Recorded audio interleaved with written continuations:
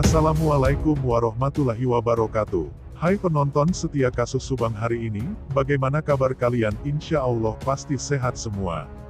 Sebelum kita ke pokok pembahasan, kami sangat bersyukur ya kepada kalian yang telah mengklik video ini, yang artinya, kami yakin kalau kalian masih penasaran terkait siapa pelaku pembunuhan ibu dan anak di Subang, dan kalau begitu mari kita kawal sama-sama kasus pembunuhan Subang ini sampai terungkap.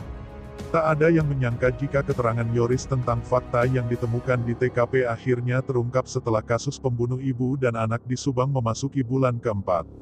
Keterangan Yoris soal pembunuh ibu dan anak di Subang yang menewaskan nyawa ibu dan adiknya tersebut akhirnya terbuka dan diungkap. Di kanal YouTube-nya, Anjas di Thailand, kembali menerangkan analisa tentang kasus pembunuh ibu dan anak di Subang.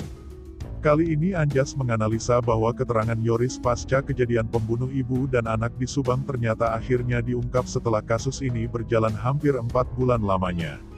Keterangan Yoris dalam kasus pembunuh ibu dan anak di Subang ini tak lain adalah kesaksiannya yang mengatakan jika ada 3 handphone milik Amalia Mustika Ratu yang hilang di TKP.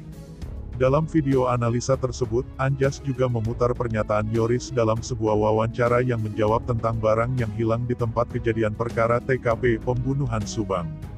Pertama adalah Yoris mengatakan, mungkin ada 3 HP yang hilang. Kemudian kita kan baru ketahui nih setelah beberapa bulan kemudian, ujar Anjas dalam video YouTube yang diunggah pada Minggu, tanggal 12 Desember tahun 2021.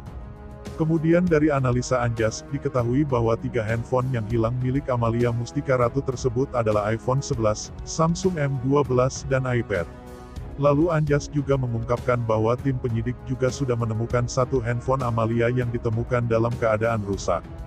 Dari analisa yang dikemukakan Anjas juga, diketahui bahwa saat pemeriksaan terakhir, Yosef juga ditunjukkan beberapa kotak handphone dan ditanya yang mana yang milik putrinya, Amalia.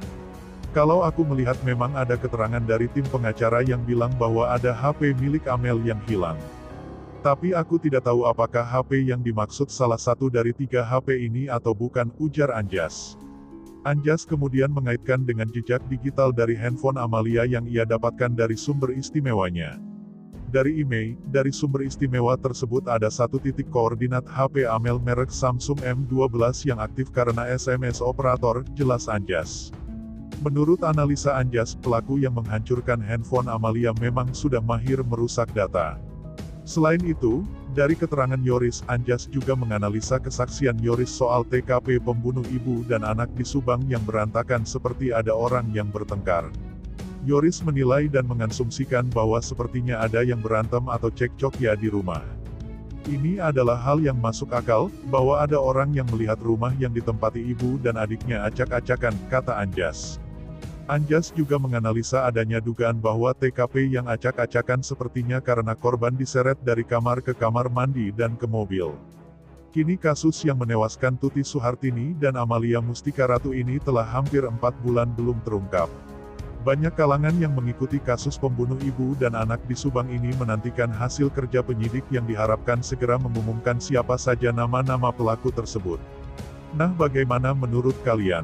Terima kasih sudah mampir di channel kami tim kru redaksi yang bertugas mengundurkan diri, semoga terus diberikan kesehatan amin, dan kasus pembunuhan di Subang ini cepat terungkap, amin amin ya robbal alamin.